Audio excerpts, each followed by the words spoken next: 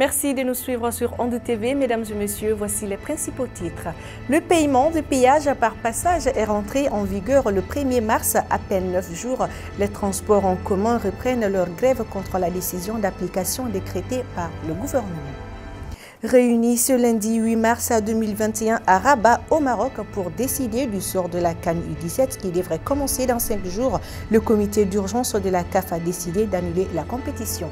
Asseyez-vous confortablement, les détails au cours de ce journal.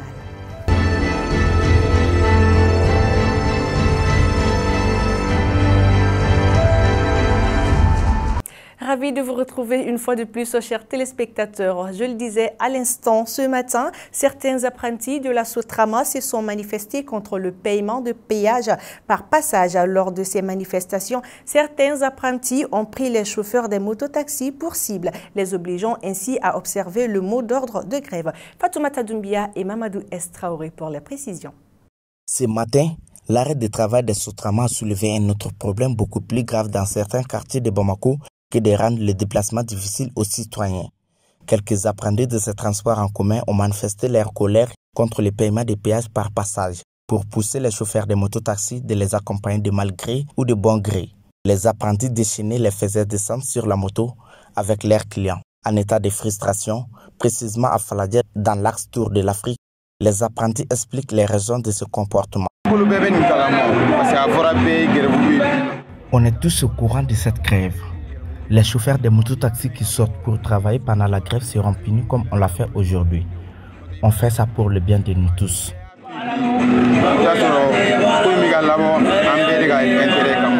Certains chauffeurs de mototaxis ont vécu une journée difficile à cause des apprentis grévistes. Nous ne savons rien sur la grève des Sotrama. Ils nous empêchent de travailler en nous demandant de les accompagner dans cette grève. Ils nous ont rendu difficile la journée. Pour freiner ces harcèlements des apprentis, la garde nationale et la police nationale ont débloqué quelques éléments sur place pour contrer le développement de ces phénomènes afin de maintenir l'ordre. Créer plus d'emplois pour les jeunes et apporter plus d'innovation dans le domaine de la couture est l'objectif de Pispa Design qui vient d'être mis sur pied par Tidjane Kimbiri, dont l'inauguration a eu lieu ce lundi à Bagadadi en présence du ministre de l'Emploi et de la Formation professionnelle Mohamed Salia Touré. Compte rendu Ibrahim Asso avec la voix d'Absetou Sissi. S'auto-employer et apporter sa contribution à la promotion de l'emploi et surtout à la mode à travers la couture est l'objectif de la création du Pispa Design qui vient de faire ses pas selon son jeune promoteur. Aujourd'hui, je sens que je suis fier de moi-même, à savoir que c'est une première partie de la carrière professionnelle, c'est une première partie de ma carrière professionnelle que je viens de réaliser actuellement.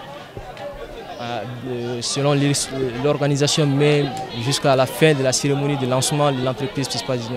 Je fais les vestes, les boubous pour hommes, les robes pour femmes, c'est-à-dire toutes les confections. Actuellement, je produis ça ici. Tidjane Kimbiri évoluait depuis 15 ans dans la couture, mais manquait de fonds de déroulement de son projet. C'est dans ce sens que le Fonds d'appui à la création d'entreprises par les jeunes, FACEJ, en collaboration avec le ministère de l'Emploi et de la Formation professionnelle, l'ont épaulé dans la création de son entreprise. Après mes études universitaires, l'idée de la création de l'entreprise Pispa Design est venue après mes études universitaires. J'ai décidé maintenant de me lancer dans l'activité que je fais depuis plus de 15 ans, je peux dire aujourd'hui, que j'exerce depuis plus de 15 ans. Pourquoi ne pas rénover et agrandir l'atelier que je suis? Bon, c'est de là que je suis parti à la quête du savoir, améliorer ma connaissance dans le domaine de la couture. Et au final, on m'a aidé parce qu'on sait que je suis un jeune ambitieux dans le domaine de la couture. Et dans ce sens-là, mes bienfaiteurs m'ont vu en ce sens-là pour que je puisse avoir un financement du FACEJ. Ils m'ont aidé dans ce sens-là.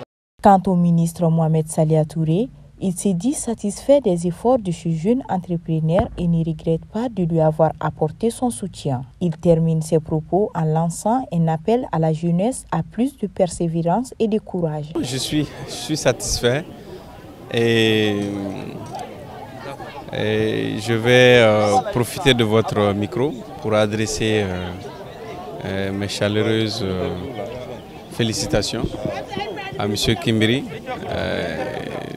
Pispa Design, et qui n'a pas attendu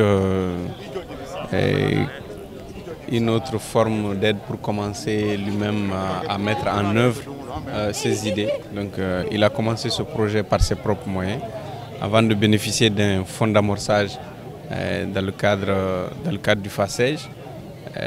Je crois que c'était un exemple à venir voir dans Bagdadi ici, et puis profiter de cette belle journée du 8 mars dédiée aux femmes du monde, et pour lancer un message aussi à la jeunesse, leur dire qu'il n'y a pas de fatalité et il faut se décider à faire quelque chose, et les accompagnements suivront par la suite.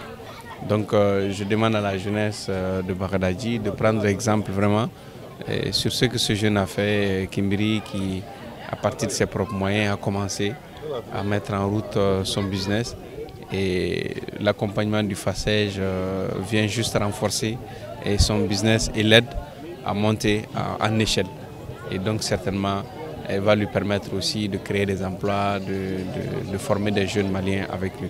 Après l'inauguration officielle de l'atelier Pispa Design, où on peut désormais trouver des habits confectionnés en Bogola pour hommes et femmes, la cérémonie a été ensuite marquée par des défilés de mode avec nos habits traditionnels. À l'occasion de la commémoration du Maouloud 2021, le groupement de Moalimatou a organisé une festivité hier à Korofina Nord sous le parrainage de Mme Keita Salimatou en présence de plusieurs leaders religieux. L'objectif est de sensibiliser les femmes sur les bonnes pratiques de la religion musulmane. Habib Koulibaly et Ibrahim Asso pour le reportage. Le Maouloud étant la commémoration de la naissance du prophète Mohammed, paix et salut soit sur lui, est célébré chaque année par les fidèles musulmans. C'est dans cette optique que le groupement des Moalimatou a initié cette festivité afin de manifester leur joie face à la cérémonie commémorative de la naissance du dernier prophète de l'islam, mais aussi de montrer le rôle prépondérant que la femme joue dans l'islam.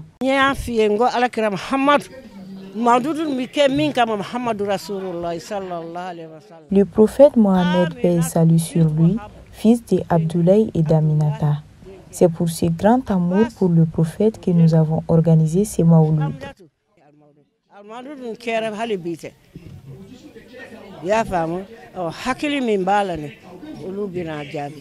Selon le prêcheur Yacouba Dougouré, la femme joue un rôle catalyseur dans l'islam.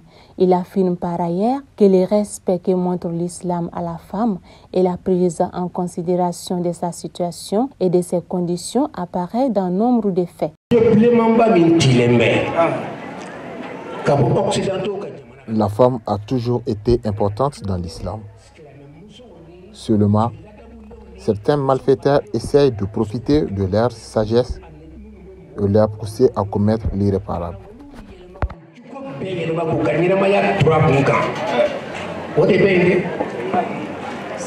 Selon l'islam, l'homme et la femme sont égaux devant Dieu. La place des femmes dans l'islam est le résultat complexe et mouvant de l'interaction entre les différentes sources religieuses musulmanes.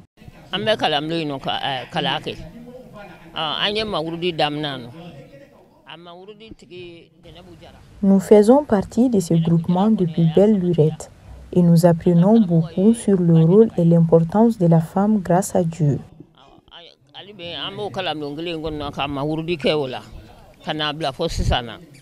Notons que cette activité a été clôturée par une lecture de Coran et des bénédictions pour la paix et la stabilité de notre pays. À présent, l'actualité hors de nos frontières avec Absetou Cissé.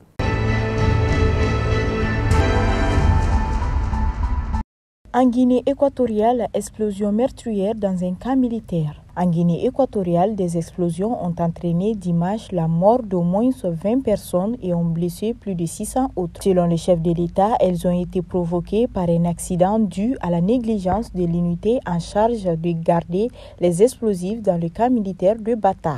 4 puissantes déflagrations ont littéralement rasé des bâtiments de ces camps à Bata, la capitale économique, et d'innombrables maisons alentour. Il s'agit d'un accident dû à la négligence de l'unité en charge de garder les explosifs, la dynamite et les munitions dont les explosions ont provoqué la mort de 20 personnes et fait plus de 600 blessés, a affirmé le chef de l'État dans un communiqué lu à la télévision d'État TVG.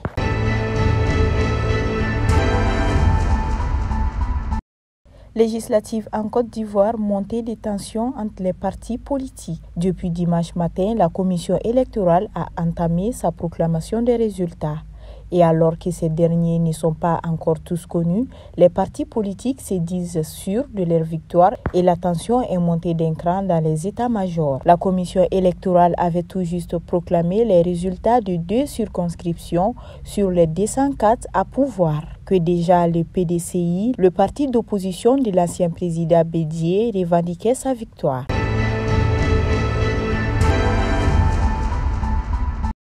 Mort de George Floyd aux États-Unis, un juge retarde le début du procès. Il aurait dû s'ouvrir hier à Minneapolis. Finalement, il débutera au mieux aujourd'hui. C'est le juge qui en a décidé ainsi après d'ultimes débats sur la nature des charges pesant contre Derek Chauvin, ce policier blanc à l'origine de la mort de l'Afro-Américain George Floyd lors de son interpellation en mai 2020. Il est pour l'instant inculpé de meurtre et d'homicide involontaire. Derek Chauvin s'est présenté comme prévu devant les juges de Minneapolis, la grande ville du nord des États-Unis, ce lundi 8 mars. La sélection des jurés devait commencer, mais le juge Peter Cahill en a décidé autrement. Les jurés potentiels sont là, mais soyons réalistes, on ne va pas commencer la sélection avant d'au moins demain, a-t-il déclaré.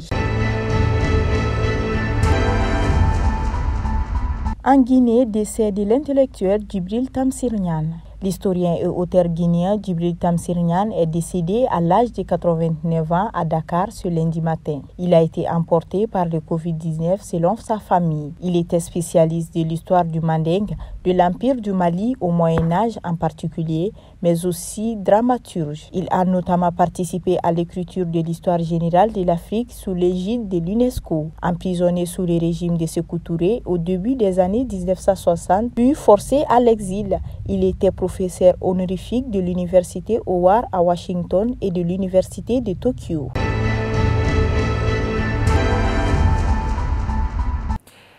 Et maintenant, mesdames et messieurs, la page sport. À 5 jours de la CAN U17, le comité d'urgence de la CAF s'est réuni ce lundi 8 mars 2021 à Rabat, au Maroc, pour statuer sur la tenue de la Coupe d'Afrique des Nations U17 Total 2021. La CAF a décidé d'annuler la CAN en prenant en compte l'annulation par la FIFA de la Coupe du Monde des moins de 17 ans, dont la CAN U17 n'était plus qualificative. C'est Koudjara pour le commentaire. Alors qu'elle devrait débuter samedi 12 mars prochain au Maroc, la CAN de moins de 17 ans vient officiellement d'être annulée suite à une réunion du comité d'urgence de la Confédération africaine de football. Cette décision fait suite à la mesure récemment prise par les autorités marocaines qui ont fermé leur espace aérien jusqu'au 21 mars inclus pour cause de Covid-19, avec une vingtaine de pays dont certains faisaient partie des qualifiés, comme l'Algérie, qui s'est retrouvée ainsi dans l'incapacité de rejoindre le royaume chérifien avant le coup d'envoi du tournoi. Un report ou une délocalisation de la compétition dans un autre pays avait été envisagé, mais ces alternatives n'ont finalement pas été sélectionnées. Pour rappel, la FIFA a elle-même annulé la Coupe du Monde U17 2021, alors qu'en cas de la CAN U17, les deux finalistes devraient compétir en Mondial U17. La CAF a pris connaissance des contraintes auxquelles sont confrontées certaines associations membres participantes, ainsi que les pays hôtes. Il en ressort que la pandémie de coronavirus continue de présenter d'importants défis pour l'organisation d'événements sportifs internationaux. L'alourdissement des restrictions sur les voyages internationaux, l'incertitude sur l'évolution de la situation. Pour toutes ces raisons, le comité décide l'annulation de l'édition 2021 de la Coupe d'Afrique des Nations U17. Communiqué de l'Association malienne des télévisions libres Amatel. À l'occasion de la Journée internationale des droits des femmes, l'Association malienne des télévisions libres Amatel salue le choix du thème international de cette année, le leadership féminin pour un futur égalitaire dans le monde de la Covid-19. Amatel s'indigne lorsqu'elle sait que la crise a véritablement et dangereusement affecté tous les secteurs, mais particulièrement les activités génératrices de revenus développées par les femmes. Amatel en appelle à une prise de conscience politique et médiatique à cet état de fait. Amatel ouvre davantage à cette télévision qui d'habitude à des femmes et filles qui se battent contre les stéréotypes, contre les inégalités et pour le changement. Amatel souhaite à toutes les femmes bonne fête. Nécrologie, un autre communiqué de l'Amatel. Nous avons le regret de vous annoncer le décès de notre collègue Luka Diarra, promoteur de Beledougou TV et vice-président de l'Amatel. Ce matin, à l'âge de 58 ans, des suites d'une longue maladie, la levée du corps est prévue le jeudi 11 mars à 10 h à Nancan, cercle de Kolokani. L'Amatel présente ses condoléances à sa famille, ses proches, parents et amis et prie pour le repos de son âme. Et voilà, ainsi s'achève cette édition. Merci de votre constante fidélité. Très bonne suite de programme.